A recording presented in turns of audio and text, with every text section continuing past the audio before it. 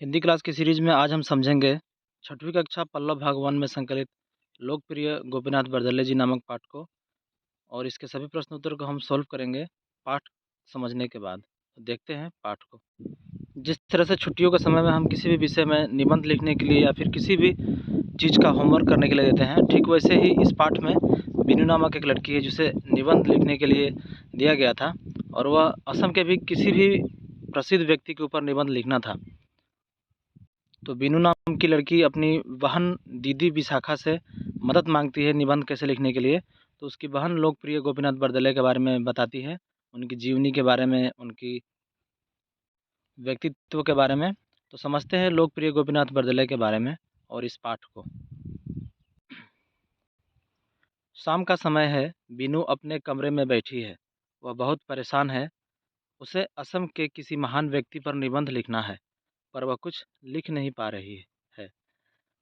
उसने दीदी विशाखा को अपनी परेशानी बताई। तो जैसा हमने समझा था कि इसे निबंध लिखना था असम के किसी महान व्यक्ति के ऊपर, तो वो निबंध नहीं लिख पा रही थी, वो बहुत परेशान थी। तो वो अपने दीदी विशाखा के पास गई। फिर है विशाखा ने मुस्कुराकर कहा, मैं तुम्हें एक व्यक्ति के बारे में बताती हूँ। वे महान व्यक्ति हैं लोकप्रिय गोपीनाथ बरदले जी। वे असम के प्रथम मुख्यमंत्री तथा राष्ट्रभाषा हिंदी के हितैषी थे। तो हितैषी मतलब हित चाहने वाला, अच्छाई करने वाला। तो असम के प्रथम मुख्यमंत्री थे वे। उस समय असम की राजधानी शिलोंग थी और राष्ट्रभाषा हिंदी के हितैषी थे, मतलब उसका हित चाहने वाले थे हिंदी के। आगे है, उनका जन्म 6 जून 1890 को नौगांव जिले के राहा में हुआ था। उनके पिता का नाम डॉक्टर बुद्धेश्वर बरदले और माता का नाम प्राणेश्वरी देवी था। आगे है, उनकी प्राथमिक शिक्षा राहा में प्रारंभ हुई, मतलब एलिमेंट्री एजुकेशन या फिर एलिमेंट्री की शिक्षा वे अपने जन्मस्थली राहा में ही लिए थे। वे एक मेधावी छात्र थे, पढ़ने में बहुत ही टैलेंट थे, चालाक थे। फिर है, उन्होंने सन 1907 में गुवाहाटी के कॉटन कॉलेजिएट स्कूल से प्रथम श्रेणी में मैट्रिक की परीक्षा पास की। उसके बाद कॉटन कॉलेज से उन्होंने आईए की परीक्षा पास की, यानी हायर सेकेंडरी। उच्च शिक्षा के लिए वे कोलकाता गए। वहाँ से उन्होंने बीए, एमए और वकालत की उपाधियाँ प्राप्त की। तो कलकत्ता में जाके bachelor of arts, master of arts की पढ़ाई की, उसके साथ साथ एडवोकेट की भी पढ़ाई वहाँ से संपन्न करके आए थे। वकालत यानी वकील, मतलब वकालत पढ़ने के बाद लोग वकील बनते हैं। फिर आगे है, वीनू ने पूछा, दीदी बरदले जी की रुचि के बारे में ज़रा बताइए ना।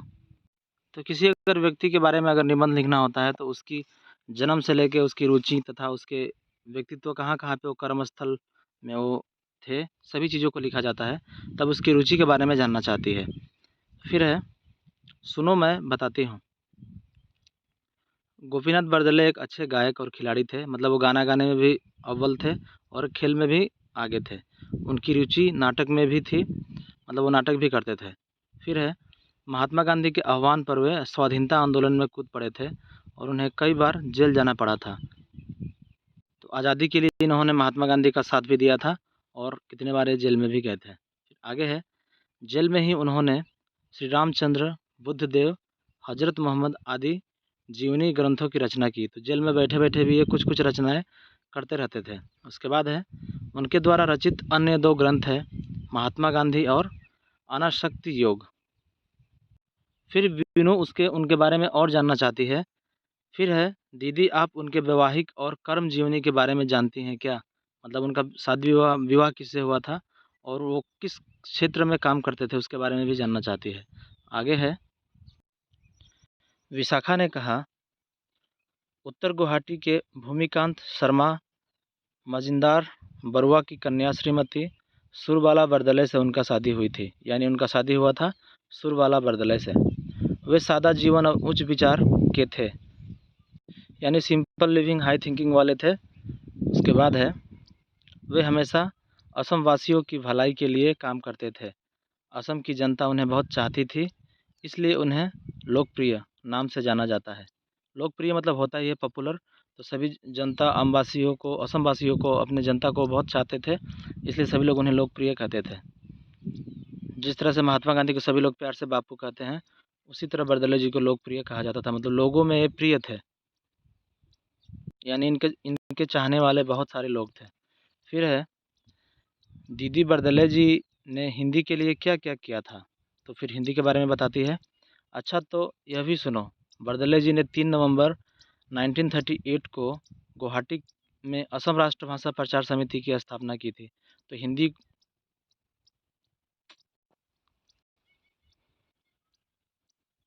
तो जैसा कि हमने पहले पढ़ा था कि ये राष्ट्रभाषा हिंदी के हितैषी थे, यानी हित चाहने वाले थे। तो इन्होंने असम राष्ट्रभाषा प्रचार समिति की स्थापना 3 नवंबर 1938 को गुवाहाटी में किया था, और वे इस समिति के प्रथम अध्यक्ष थे और फर्स्ट अध्यक्ष यही थे, फर्स्ट प्रेसिडेंट यही थे असम राष्ट्रभाषा प्रचार समिति के, जिसका स्थापना हुआ था 3 नवंबर 1938 को। तो ये आप याद रखिएगा। उसके बाद है, उनके प्रयास से सन 1948 में गुवाहाटी विश्वविद्यालय की स्थापना हुई।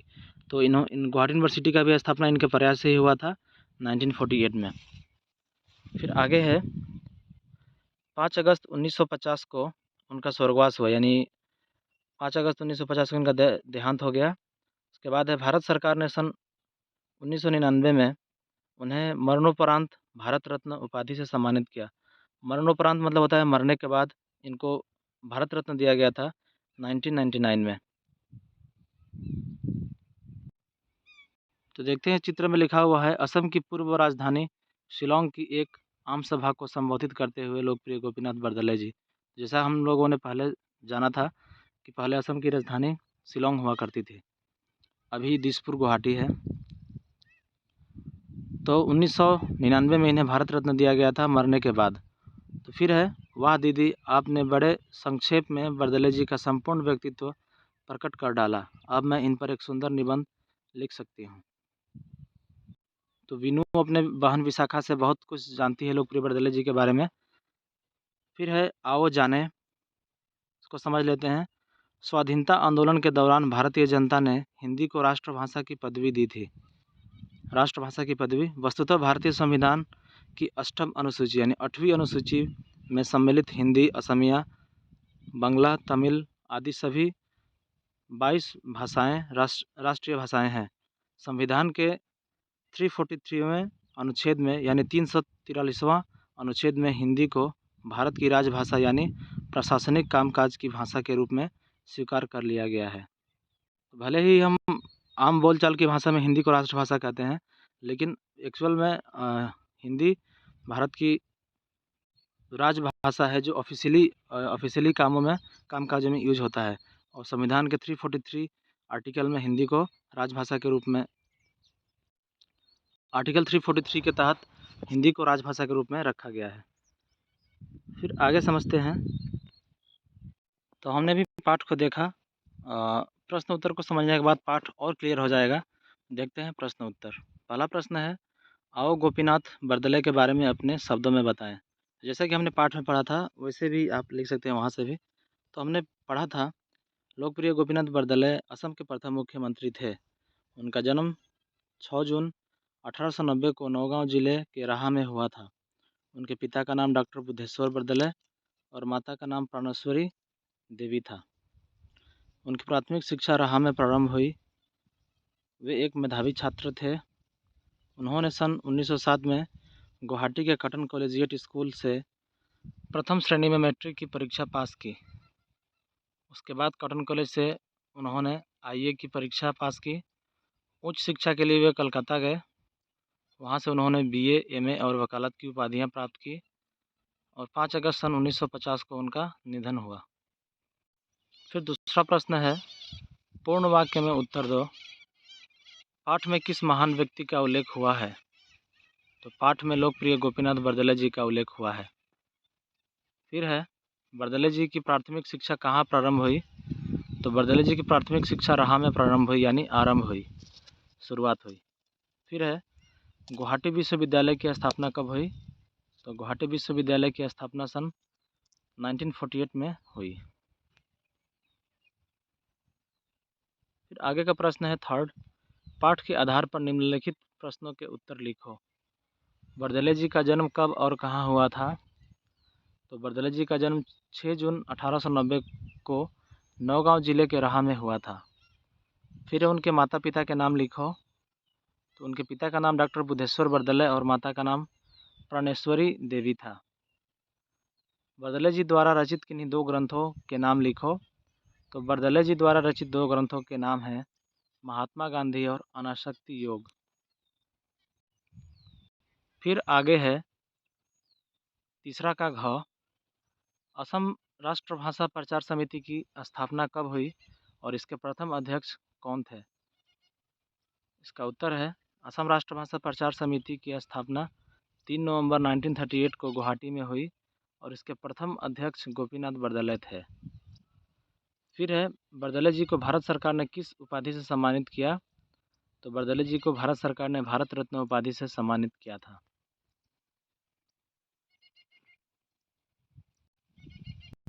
फिर आगे का प्रश्न है एक एक शब्द लिखो वृत्त से चुनकर। यानी वृत्त में गायक, खिलाड़ी, वकील, सेविका, हितैषी और लोकप्रिय है, उसमें से चुन चुन के यहाँ पे लिखना है। तो पहला है गाना गाने वाला। तो गाना गाने वाले को हम लोग जानते हैं वो गायक होते हैं, गाना गाने वाला गायक। फिर खेल खेलने वाला, जो व्यक्ति भी खेल खेलता है उसे हम लोग खिलाड़ी बोलते हैं। फिर है सेवा करने वाली। तो जो सेवा करने वाली होगा उसका सेविका होगा। अगर सेवा करने वाला होता तो सेवक होता। तो यहाँ पे फीमेल है तो सेवा करने वाली को सेविका बोलेंगे, अगर मेल होता तो सेवक बोलते। फिर है वकालत करने वाला। तो जो व्यक्ति वकालत करेगा उसे वकील कहेंगे, एडवोकेट बोलते हैं। फिर हित चाहने वाला यानी अच्छाई चाहने वाला को हितैषी बोलेंगे। फिर लोगों में प्रिय को लोकप्रिय बोलेंगे। तो वृत्त से चुन चुन के आप आसानी से इसको लिख सकते हैं, परीक्षा में यह भी प्रश्न आता है। फिर देखते हैं अगला प्रश्न। अगला प्रश्न है इन वर्णों से बनने वाले एक एक शब्द लिखो। तो यहाँ पे ख, द, फ, घ, ध, य, छ, प, व से एक एक शब्द दिया गया है। उसी से और शब्द बनने वाले शब्दों का यहाँ पे लिखना है। तो जैसे खरगोश है तो खरगोश, ख से खरगोश है। फिर ख से खाना भी होगा, खाना, खेलना, खत, खबर, ख्याल, ये सब ख से होगा। फिर द से है दवा। फिर दर्द होगा, दिमाग, देह। फिर फ से फल, फूल, फुलवारी, फलस्वरूप। उसके बाद घ से जैसे घर है, फिर घमंड भी होगा, घाव होगा। फिर ध से धरती होगा, फिर धाम होगा, धर्म होगा, धन होगा, धनुष होगा। फिर य से यमुना, यथा, यहाँ, यह सब होगा।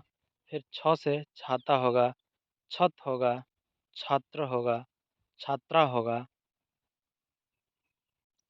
फिर प से पिता, पपीता, पाप, पुण्य, प्यार, 5 सब होगा। व से वकील, वह, वहाँ। उसके बाद वायु इत्यादि वस्तुएं, इत्यादि शब्द होगा। तो इस शब्द से बहुत सारे, इन वर्णों से बहुत सारे शब्द होते हैं। तो आप और भी शब्द मिला के देख सकते हैं, किताब में भी बहुत सारा है। आशा है आपको पाठ और प्रश्न उत्तर आसानी से समझ में आया होगा। मिलते हैं नेक्स्ट सीरीज में, तब तक के लिए धन्यवाद।